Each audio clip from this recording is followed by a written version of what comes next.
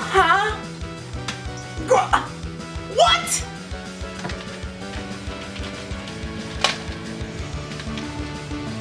How even do you mess up Tony Hawk?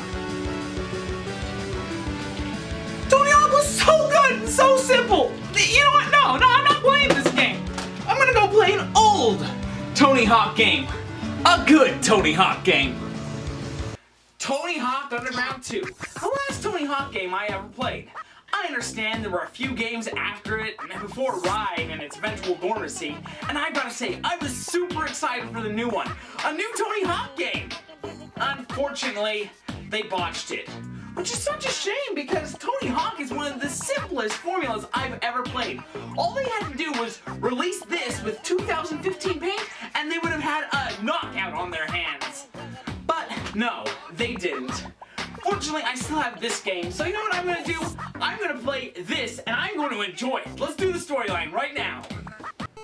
So this game came out in 2004 and it is very obvious. There is a lot of stuff that has fallen out of popularity since then, like Napster, which its biggest decline was because what it was doing for all intents and purposes was illegal.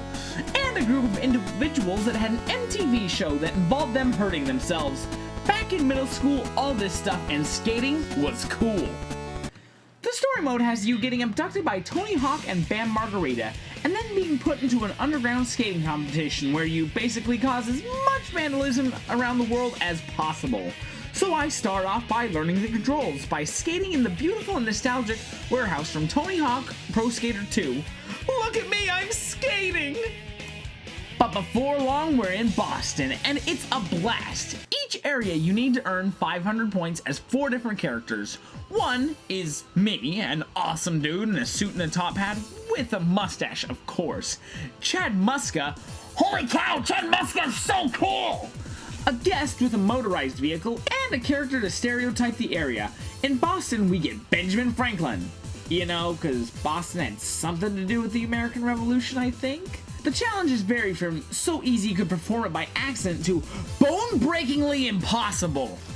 None of the quests were too noteworthy, except there was one where you abduct a kid from the hospital and then take him to Tony Hawk, most likely as a sacrifice to sate his appetite.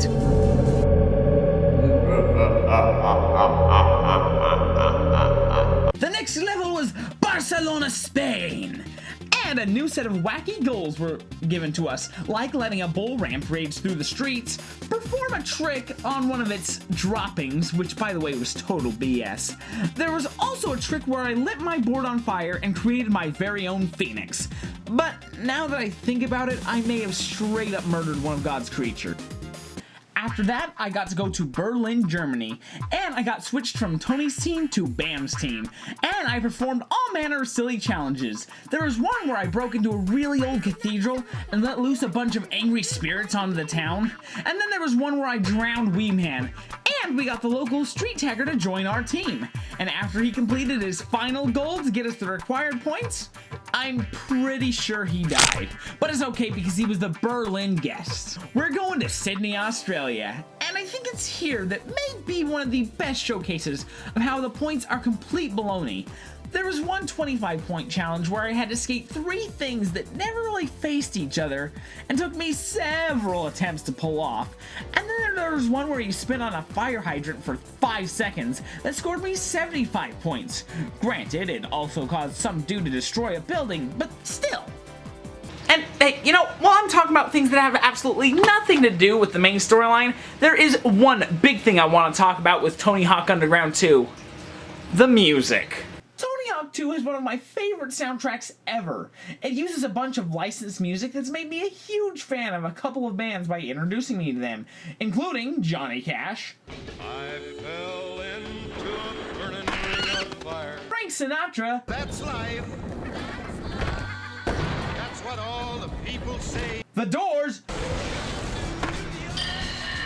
Washington is watching from the other side. Back to the story mode, where I'm in New Orleans committing all sorts of pranks. The silliest prank I did was one where I let loose the spirits of the damned, summoned Baron Samedi, who called on his friends from the other side to kill everyone in New Orleans and turn them into mindless ghouls, preying upon the flesh of the living, and opening a portal to hell itself in the center of town. That was a hoot. I love pranks. The final area was Skatopia, a utopia for skaters. Back in New Orleans, Chad Muska stole a police helicopter and crashed in the swamp and got arrested. Tony assured me it was okay because they'd been busted for skating before. Tony, that wasn't skating! Tony, that was grand larceny against the U.S. state! They are going away for a really long time. Downside, Chad Muska is going to prison. Upside, I get to play as Tony Hawk and Brian Skeeter and Bigfoot. I completed a bunch of Skatopia's challenges, and I gotta say, Skatopia is a great stage. It is built perfectly with tons of ramps and rails and everything that a skater could really want, and it includes a lot of like-minded souls who just love skating. And it's for this reason that Bam Margarita decided to blow it up like Alderaan. And then I was tasked with the toughest challenge I have ever faced in a video game, ever. So, Skatopia is more or less a mountain, and Bam orders me to skate all the way from the top to the bottom in one combo. If I could choose where to start, it might be possible, because there's a wire that stretches from all the way from the very top to the very bottom. But I can't. I have to do it from here. After an unfathomable amount of trial and error, I worked out a path that might potentially work, but it requires absolute perfection and sight. This task also needed to be performed at night when the level is cast in shade, making it a real pain in the Alakazam. I wouldn't be surprised if it took over 50 attempts for me to pull this off, but the point is I did pull it off. I beat it, and it feels good. This is a piece of gaming perfection. Tony Hawk games are so much fun to just plug in, grind around, and just have a blast. A year ago, I may have said that we may never enjoy another new Tony Hawk game, and now I know that is certainly true. And although we may never have a new one to just fully play and enjoy and immerse ourselves in, there are still plenty of copies of these around for us to just enjoy anytime we want. So that's what I'm gonna do right now with the best unlockable character I have ever seen in a video game ever. Somebody once told me the world's kinda lonely. I ain't the tarper stool in the shed. He was looking kinda dumb with her finger and her thumb in the shape of a L on her forehead. Well, they don't start coming and they don't start coming.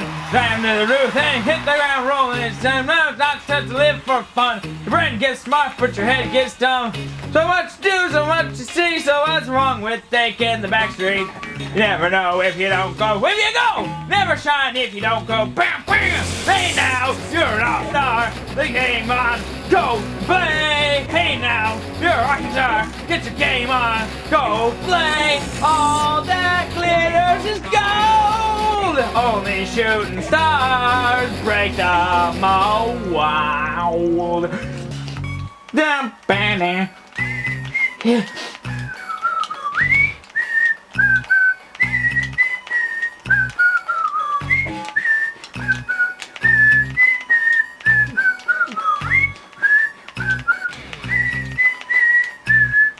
Hey now, I'm an all-star and my game on. I'm going out play. Hey now, we're a rock star. Get to play, go and play. All that glitters is gold. All these shooting stars break the mold. If I had some change in money and